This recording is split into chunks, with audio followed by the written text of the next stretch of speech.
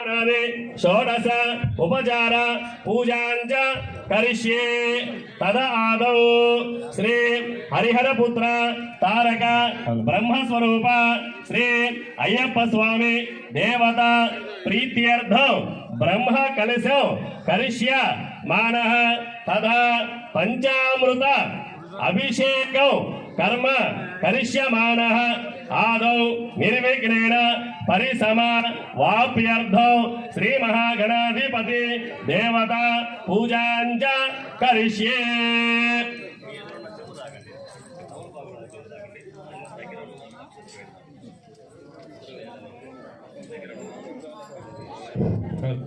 कलशो आराधनं करिष्ये कलशो गन्धपुष्पाक्षतर्भ्य श्री महागणाधिपति नी एదురుగున్న నక్షత్రం మీద చల్లండి నీళ్లు పూజా ద్రవ్యాన్ని సంప్రోక్షయ।